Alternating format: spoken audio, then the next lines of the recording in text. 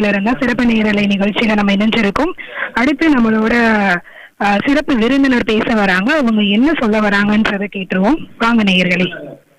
மத்திய கூட்டுறவங்கினுடைய மேலாண்மை இயக்குனர், தமிழ்நாடு அரசு கூட்டுறவுத்துறையினுடைய இணைப்பதிவாளர் மரியாதைக்குரிய டாக்டர் ஜீவா சார் அவர்களே, கூட்டுறவு ஒன்றியத்தினுடைய அலுவலர்களே, இங்கே வருகை புரிந்திருக்கின்ற கூட்டுறவாளர்களே, மாணவ மாணவிகளே, உங்கள் அனைவருக்கும் என்னுடைய முதற்கண் வணக்கத்தை தெரிவித்துக் கொள்கின்றேன். என்னுடைய பெயர் டாக்டர் எஸ் தர்மராஜ். இந்திய அரசினுடைய கூட்டுறவு அமைச்சகத்தின் கீழ் இயங்கி வருகின்ற பயிற்சி நிறுவனம். இந்திய அளவில் 19 நிறுவனங்கள் இயங்கி வருகின்றன.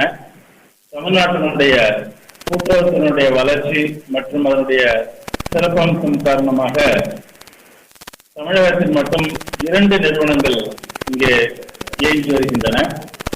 இந்த அனைத்து நிறுவனங்களும் கூட்டுறவுத்தினுடைய விவசாயிகள் தொடங்கி அலுவலர்கள் மற்றும் அதிகாரிகள் அனைவருக்கும் கூட்டுறவு தொடர்பான பயிற்சி அளிக்கக்கூடிய ஒரு நிறுவனம். தேசிய கூட்டுறவு பயிற்சி நிறுவனம் என்ற நிலையிலே இந்திய அரசினுடைய கூட்டுறவு அமைச்சகத்தின் பணிபுரிந்து வருகின்ற இந்த நிறுவனத்தினுடைய இயக்குநராக நான் பணியாற்றி வருகின்றேன்.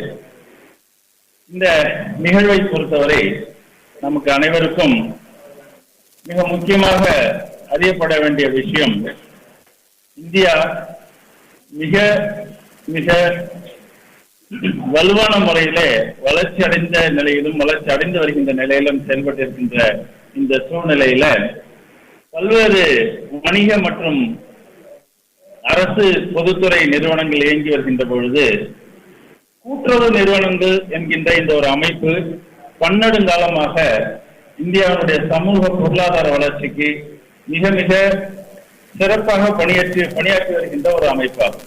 அந்த வகையில இன்று 1904 இந்த கூட்டுறவு இயக்கம் இந்தியாவிலே, அதுவும் குறிப்பாக தமிழ்நாட்டுக்கு அந்த பெருமை உண்டு. இன்று திருவள்ளூர் மாவட்டத்தில் இருக்கக்கூடிய சிறூர் என்று அழைக்கக்கூடிய ஒரு சிறிய கிராமத்திலே இந்த இந்தியாவினுடைய கூட்டுறவு இயக்கம் முதல் வேரூன்றி இன்று அருகுபோல் தழைத்து ஆள்போல் தழைத்து அருகுபோல் வேரூன்றி இந்தியா முழுவதும் கிட்டத்தட்ட 6,50,000 கூட்டுறவு நிறுவனங்கள் இன்று இந்தியாவுடைய வளர்ச்சிக்கு பங்காற்றி வருகின்றன. இந்த கூட்டுறவு சங்கங்கள், கூட்டுறவு இயக்கத்தின் சிறப்பம்சங்களை கருத்தில் கொண்டு நம்முடைய இந்திய அரசு 2021 ஜூலை மாதம் 6ஆம் தேதி இந்த கூட்டுறவு துறைக்கென்று தனிப்பட்ட ஒரு அமைச்சகம் உருவாக்கப்பட்டு அந்த அமைச்சகத்தினுடைய இந்திய அமைச்சராக நம்முடைய மாண்புமிகு அமித்ஷா அவர்கள் பணியாற்றி வருகின்றார்கள்.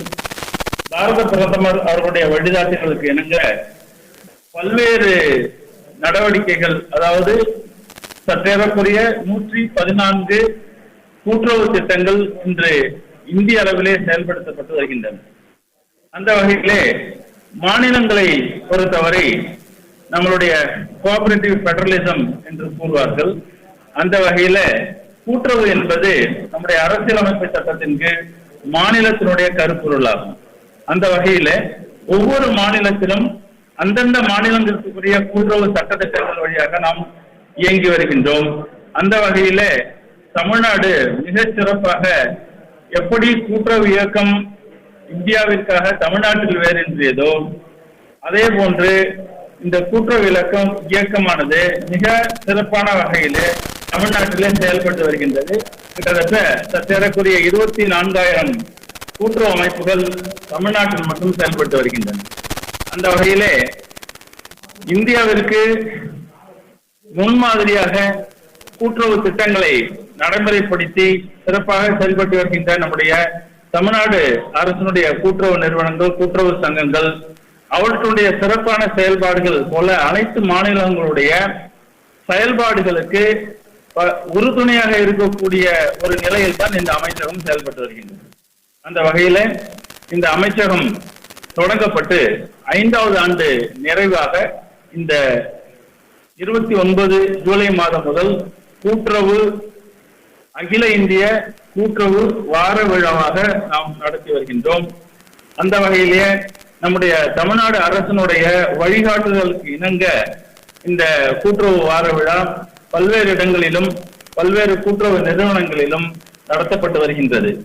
அதன் ஒரு தொடர்ச்சியாக இன்று நாம் எடுத்திருக்கின்ற தலைப்பு தொழில்நுட்ப மற்றும் டிஜிட்டல் விழிப்புணர்வு நாள். எல்லாருக்கும் தெரியும், தொழில்நுட்பத்தினுடைய வளர்ச்சி அப்படிங்கிற அபரிதமா இருக்குது. தொழில்நுட்பம் இல்லாம எதுவுமே கிடையாது. அன்றாட வாழ்க்கையில நமக்கு தொழில்நுட்பம் மிக மிக என்ன சொல்றது, அன்றாட வாழ்க்கையினுடைய ஒரு நடைமுறையாக நம்ம ஆகிவிட்டது அல்லது ஆக்கி கொண்டோம் என்று நம்ம சொல்லலாம். இந்த இந்தியாவிற்கு இருக்கக்கூடிய மிகப்பெரிய சவால் என்ன அப்படின்னு கேட்டீங்கன்னா 142 கோடி மக்கள் தொகை.